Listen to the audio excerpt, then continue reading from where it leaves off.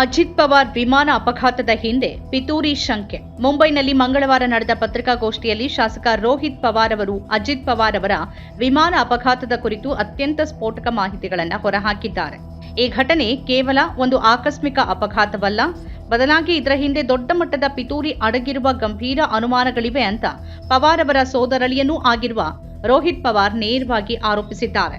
ಅಜಿತ್ ಪವಾರ್ ಅವರ ಪ್ರಯಾಣದ ವೇಳಾಪಟ್ಟಿ ಕೊನೆ ಕ್ಷಣದಲ್ಲಿ ಬದಲಾಗಿದ್ದನ್ನ ಉಲ್ಲೇಖಿಸಿದ ರೋಹಿತ್ ಪವಾರ್, ಜನವರಿ 27ರ ಸಂಜೆನೇ ಹೊರಡಬೇಕಿದ್ದ ಪ್ರಯಾಣ ಒಬ್ಬ ಉನ್ನತ ನಾಯಕನ ಭೇಟಿಯ ಕಾರಣದಿಂದಾಗಿ ಜನವರಿ 28ರ ಬೆಳಗ್ಗೆಗೆ ಮುಂದೂಡಲ್ಪಟ್ಟಿತ್ತು ಅಂತ ಹೇಳಿದ್ರು.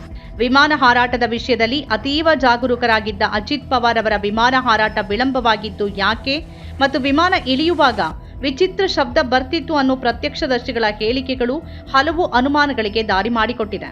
ಅತ್ಯಂತ ಗಂಭೀರವಾದ ವಿಷಯ ಅಂದ್ರೆ ವಿಮಾನದಲ್ಲಿ ಕಾನೂನು ಬಾಹಿರವಾಗಿ ಹೆಚ್ಚುವರಿ ಇಂಧನ ಟ್ಯಾಂಕ್ಗಳನ್ನು ಅಳವಡಿಸಲಾಗಿತ್ತಾ ಅನ್ನೋ ಶಂಕೆ. ಇವು ಬಾಂಬ್ಗಳಂತೆ ಕೆಲಸ ಮಾಡಬಲ್ಲವು ಅಂತ ಆತಂಕ ವ್ಯಕ್ತಪಡಿಸಿದ ಅವರು ಹ್ಯಾಂಗರ್ನ ಸಿಸಿಟಿವಿ ದೃಶ್ಯಾವಳಿಗಳನ್ನು ತನಿಖೆಗೆ ಒಳಪಡಿಸಬೇಕು ಅಂತ ಒತ್ತಾಯಿಸಿದ್ರು. ಜೊತೆಗೆ ಕೊನೆ ಕ್ಷಣದಲ್ಲಿ ಮುಖ್ಯ ಪೈಲಟ್ ಅನ್ನ ಬದಲಾಯಿಸಿದ್ದು ಮತ್ತು ಸುಮಿತ್ ಕಪೂರ್ ಎಂಬ ಪೈಲಟ್ ಅನ್ನ ನೇಮಿಸಿದ್ರ ಹಿಂದೆ ರಹಸ್ಯ ಇದೆ ಅಂತ ಹೇಳಿದ್ದಾರೆ. ಈ ಸುಮಿತ್ ಕಪೂರ್ ಈ ಹಿಂದೆ 2010 ಮತ್ತು 2017ರಲ್ಲಿ ಮದ್ಯಪಾನ ಮಾಡಿ ವಿಮಾನ ಹಾರಿಸಲು ಯತ್ನಿಸಿ ಸಿಕ್ಕಿಬಿದ್ದ ಇತಿಹಾಸ ಹೊಂದಿದ್ದಾರೆ. ಅಪಘಾತದ ದಿನವೂ ಅವರು ಮದ್ಯಪಾನ ಮಾಡಿದ್ರ ಅನ್ನೋ ಅನುಮಾನವನ್ನ ರೋಹಿತ್ ಪವಾರ್ ವ್ಯಕ್ತಪಡಿಸಿದ್ದಾರೆ.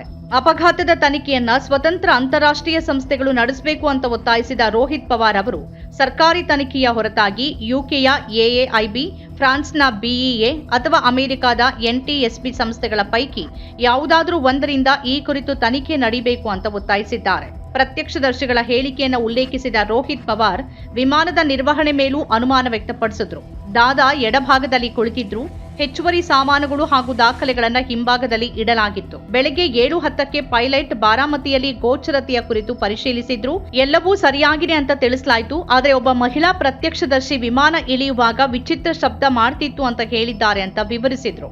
2023ರ ಲಿಯರ್ ಜೆಟ್ ಅಪಘಾತದ ವರದಿ ಇನ್ನೂ ಪ್ರಕಟ ಆಗಿಲ್ಲ ಅಂತ ಆರೋಪಿಸಿದ ಅವರು ಡಿಜಿಸಿಎ ಮೇಲೆ ಖಾಸಗಿ ಸಂಸ್ಥೆಯ ಪ್ರಭಾವ ಇದೆಯಾ ಅನ್ನೋ ಶಂಕೆಯನ್ನು ವ್ಯಕ್ತಪಡಿಸಿದ್ರು. ಇಎಸ್ಎ ರದ್ದುಪಡಿಸಿದ್ರು. ವಿಎಸ್ಆರ್ ಸಂಸ್ಥೆ ಇನ್ನೂ ಕಾರ್ಯನಿರ್ವಹಿಸ್ತಾ ಇರೋದು ಪ್ರಶ್ನಾರ್ಹ ಅಂತ ರೋಹಿತ್ ಪವಾರ್ ಕಳವಳ ವ್ಯಕ್ತಪಡಿಸಿದ್ರು. ವಿಮಾನದ ಟ್ರಾನ್ಸ್ಪಾಂಡರ್ 8:43ಕ್ಕೆ ಸ್ಥಗಿತಗೊಂಡಿರೋದು ಮತ್ತು ಕೊನೆಯ 1 ನಿಮಿಷದ ವಿವರಗಳು ಲಭ್ಯ ಇಲ್ಲದೆ ಇರೋದು ಈ ಪ್ರಕರಣವನ್ನ ಮತ್ತಷ್ಟು ನಿಗೂಢವಾಗಿಸಿದೆ. ಈ ಹಿನ್ನೆಲೆಯಲ್ಲಿ ಭಾರತೀಯ ಸಂಸ್ಥೆಗಳ ತನಿಖೆಯ ಜೊತೆಗೆ ಬ್ರಿಟನ್ನ ಎಎಐಬಿ ಅಥವಾ ಅಮೆರಿಕದ ಎನ್ಟಿಎಸ್ಪಿನಂತಹ ಸ್ವತಂತ್ರ ಅಂತಾರಾಷ್ಟ್ರೀಯ ಸಂಸ್ಥೆಗಳಿಂದ ತನಿಖೆ ನಡೆಸಬೇಕು ಅಂತ ಅವರು ಆಗ್ರಹಿಸಿದ್ದಾರೆ. ಒಟ್ಟಾರೆಯಾಗಿ ಅಜಿತ್ ಪವಾರ್ ಅವರ ಸಾವು ಕೇವಲ ತಾಂತ್ರಿಕ ದೋಷದಿಂದ ಆಗಿದ್ದಲ್ಲ, ಇದೊಂದು ವ್ಯವಸ್ಥಿತ ಸಂಚು ಅನ್ನೋ ಸಂಶಯ ಈಗ ರಾಜಕೀಯ ವಲಯದಲ್ಲಿ ಹಬ್ಬಿದೆ. ನಮ್ಮ ಕಾರ್ಯಕ್ರಮಗಳನ್ನ ನೀವು ನೋಡ್ತಾ ಇದ್ರೆ ನಮ್ಮ ಚಾನೆಲ್ ಅನ್ನ ಸಬ್ಸ್ಕ್ರೈಬ್ ಮಾಡಿ, ಪಕ್ಕದ ಬೆಲ್ ಐಕಾನ್ ಒತ್ತಿ ನಮ್ಮನ್ನ ಬೆಂಬಲಿಸಿ. ಹಾಗೆ ನಮ್ಮ ಕಾರ್ಯಕ್ರಮಗಳನ್ನ ಲೈಕ್ ಮಾಡಿ, ಕಮೆಂಟ್ ಮಾಡಿ, ಅದನ್ನ ಬೇರೆಯವರಿಗೂ ವಾಟ್ಸ್ಆಪ್ ಮೂಲಕ ಶೇರ್ ಮಾಡಿ. ನೀವು ಹೀಗೆ ಮಾಡಿದಾಗ ನಮ್ಮ ಚಾನೆಲ್ ಮತ್ತಷ್ಟು ಜನರಿಗೆ ತಲುಪಲು ನೀವು ನಮ್ಮೊಂದಿಗೆ ಸಹಕರಿಸಿದ ಹಾಗಾಗುತ್ತೆ. ಇದು ನೀವು ಯಾವುದೇ ಖರ್ಚಿಲ್ಲದೆ ಕೆಲವೇ ಸೆಕೆಂಡುಗಳಲ್ಲಿ ನೀಡಬಹುದಾದ ಸಹಕಾರ. ಧನ್ಯವಾದಗಳು.